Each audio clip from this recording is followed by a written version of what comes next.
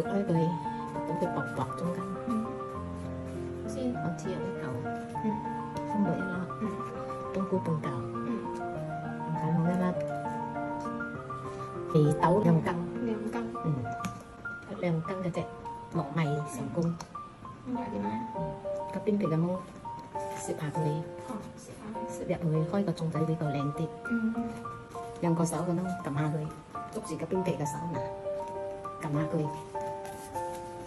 撳實佢，跟住個手咁樣撳落去呢隻角，撳落嚟，一直捉實個上高，咁樣嚟，嗱一隻粽仔，係都幾容易食㗎啦，轉兩下先，打開佢先。